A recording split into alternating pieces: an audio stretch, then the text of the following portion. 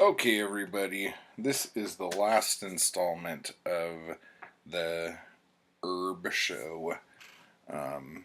The rest of my Edgar Rice Burroughs collection.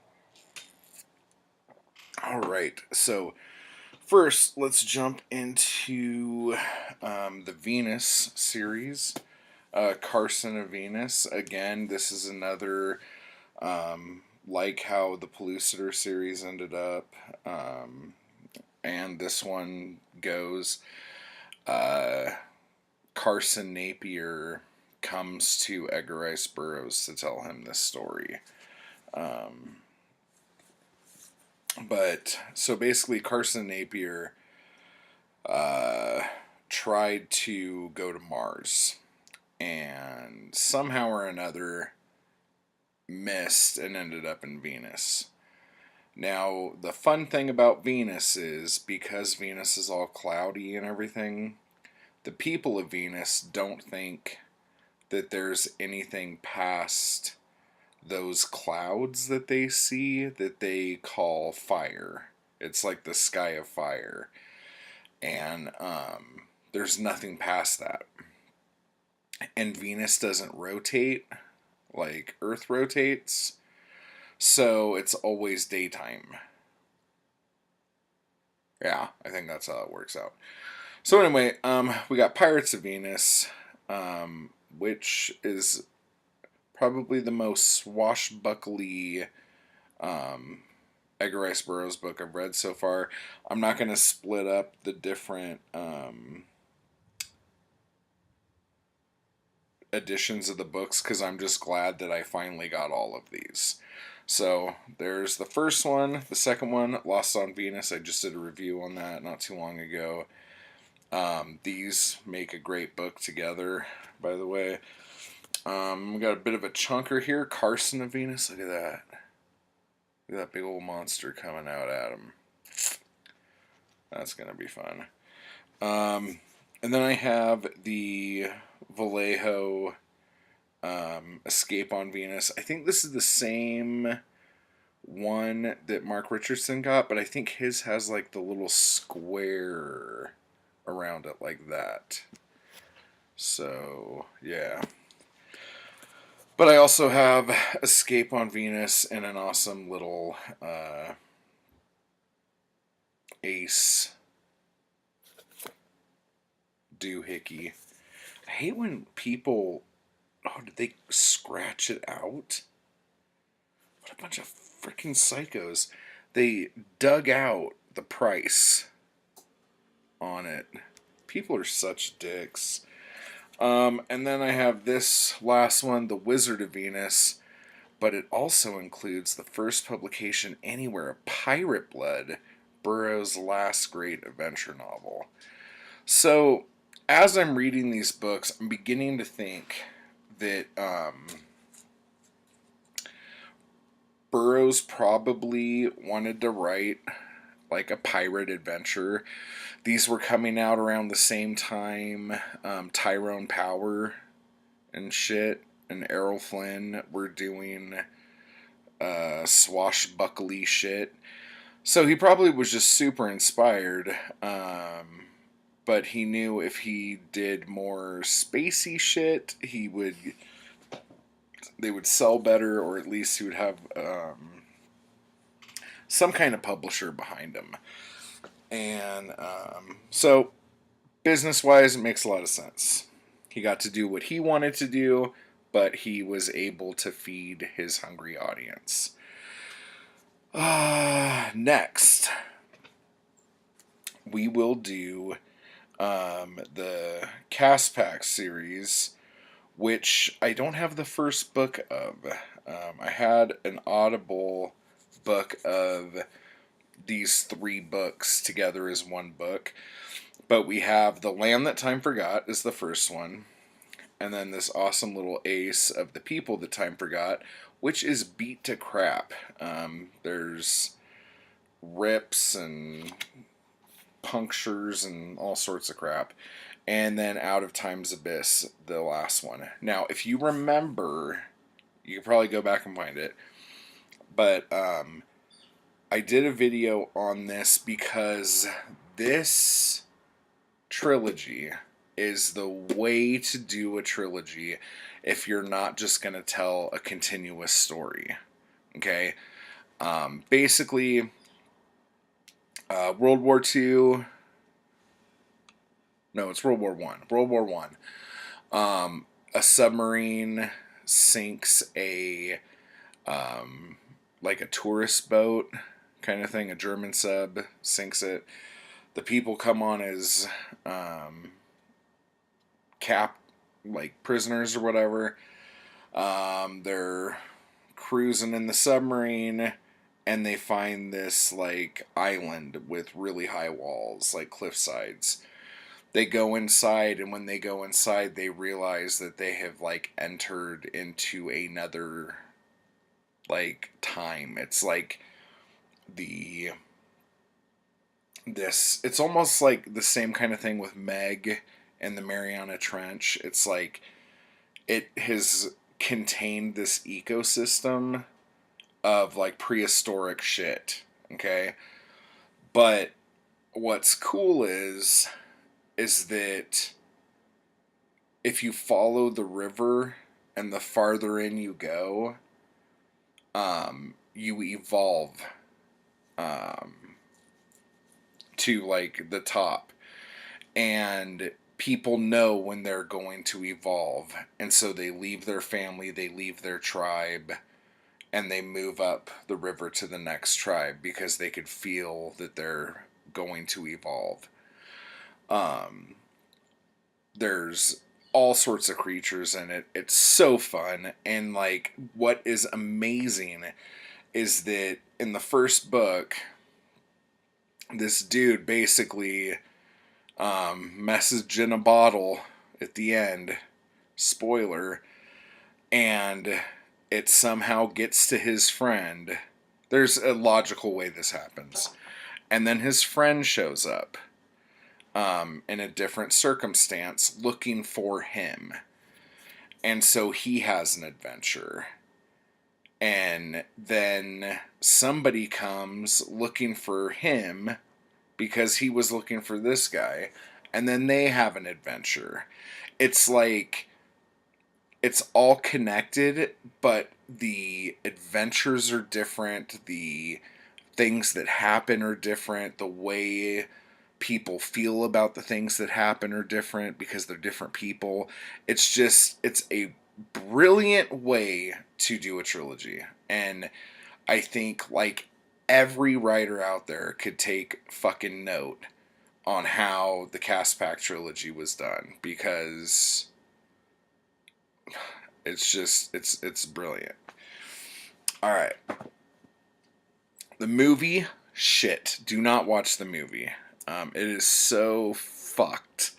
And every good bit about the books is taken out for some fucking stupid reason. So, next, what do we got? We got The Moon Maid, ace paperback. It's pretty gorgeous there. This... I don't know if this is the first book or the second book. Does it tell me? I have not read this yet. But it doesn't say when this was first published. Oh, wait, no. 1923. The two sequels to this novel, The Moon Men and The Red Hawk, are going to be published under the title The Moon Men. So this is also a trilogy. The Moon Maid, The Moon Man, Men? Yeah, Moon Men, and The Red Hawk. I thought The Red Hawk had a different title at one point. I'm not 100%.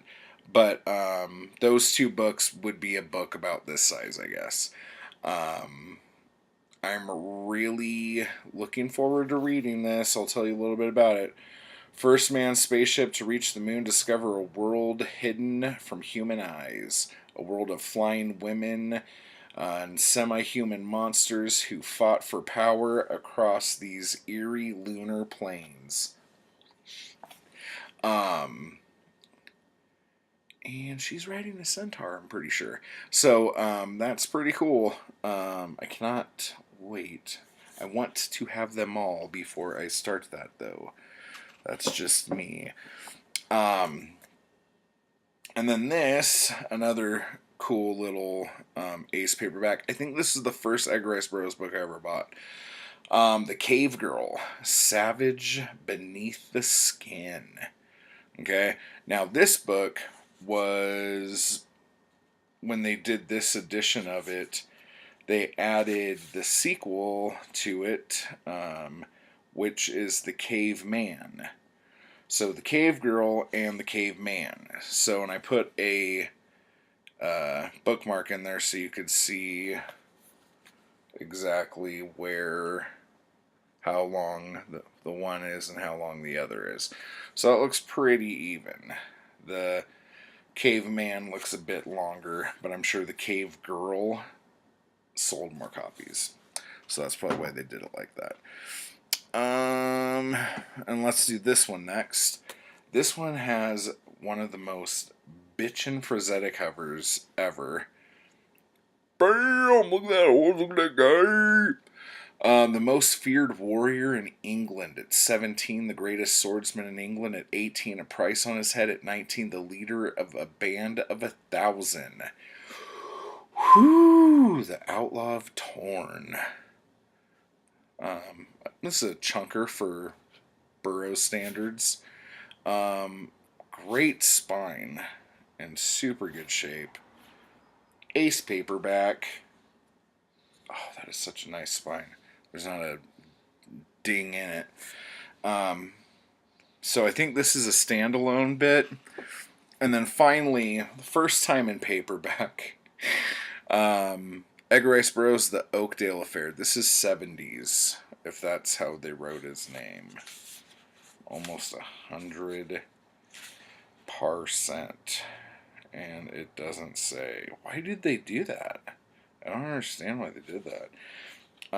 This is also Frank Frazetta. A nice little bear, or as Zoe calls him, a bee. But this is the first time in paperback, and it's also the first time that it has the original ending. So let me just say this. A beautiful young daughter of a wealthy family is robbed of her money and jewels, and herself disappears soon after. A young man fleeing a band of murderous hobos becomes the target of a lynch mob. The style and genius with which all these bizarre elements are connected bears the unmistakable trademark of Edgar Rice Burroughs. You see how it said bears there? That's pretty funny. So this is an early story of his. It also has a awesome cardstock cigarette ad. If you want a normal Kent, you go here. But if you're more of the mint type, you go there. So, but yeah, so according to this, there was 173 lines cut out of the ending when it was originally published, and then published in hardcover. Is that what it says? Yeah, for some reason, the book publication was delayed until 1937, and unaccountably, the last 173 lines were omitted. This Ace edition is the first to use the lost ending. So at one point, this was the hardest Edgar Rice Burroughs book to find, and in the introduction here, it says, copies of this book were going for like $90 on whatever the equivalent of eBay was back in the day. So, that is it. That is my paperback Edgar Rice Burroughs collection. I do have some audiobooks and I have some ebooks, but we're not going to get into that.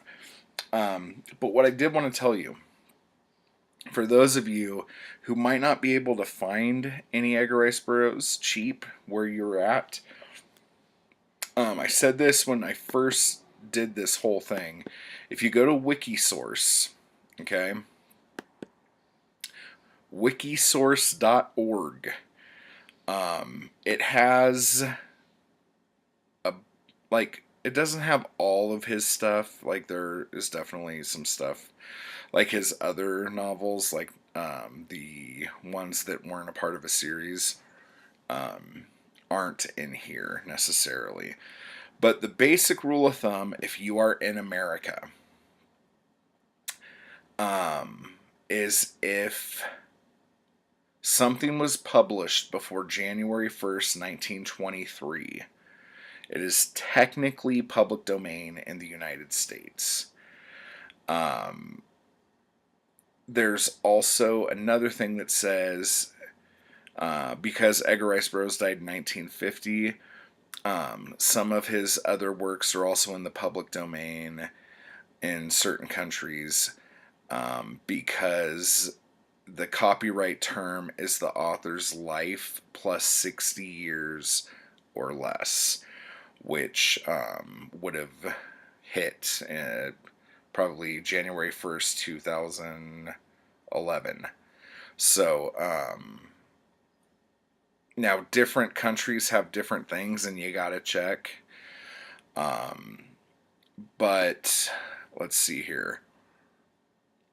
On wikisource.org, you can download the first 1, 2, 3, 4, 5, 6, 7, 8. The first 8 Tarzan books. So Tarzan and the Apes, Return of Tarzan, Beast of Tarzan, Son of Tarzan, Tarzan, the Jewels of Opar, Jungle Tales of Tarzan, Tarzan the Untamed, and Tarzan the Terrible. Now, there was some sort of... Some of you might be able to help me with this. There was some sort of hold that I think Disney was the one who pushed on public domain usage rights. And so for a few years now, we haven't been able to get anything past 1923. But on, I think this January coming up, unless something happens within the next couple months, it's going to shoot up. I don't know if it's just going to shoot to 23, or I heard it was going to go like much higher. And if that's the case, then a ton of awesome stuff's going to be in public domain. So on Wikisource here, like with Tarzan and the Apes, you could listen to the first 2 chapters, but you could find audiobooks of Tarzan and the Apes on YouTube, on LibriVox, on whatever.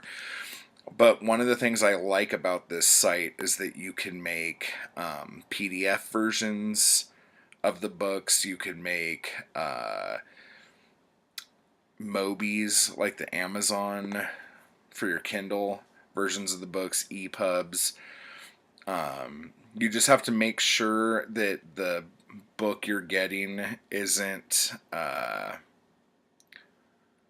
just the chapters. Like, it'll just have the chapters and then the hyperlinks, because that'll be a pain in the butt. But you can do something called Create a Book, where you put in which pages you want in an order, and then make the book, and you could do that. You could also just print it out. Like, if you just wanted to print out a version of Tarzan and the Apes and just read it, you could do that. Now, the hell was that? Okay. With John Carter, see, this is what's weird. I always thought that Princess of Mars was the only John Carter book, or Barsoom book, that was in public domain. And I know Disney copyrighted the term John Carter of Mars, Deja Thors of Mars, and Barsoom. Even though technically they can't copyright terms or things that were already in the public domain. So that's kind of illegal. So I don't know where that falls. But, like, according to this, because Princess of Mars was in 1912, that's fine. Gods of Mars, 1914. Warlord of Mars, 1918. Thuvia Maid of Mars, 1920. Chessmen of Mars, 1922. So technically, all of those are in the public domain. Mastermind of Mars and Fighting Man of Mars, those, I believe, those are 1928, 1931.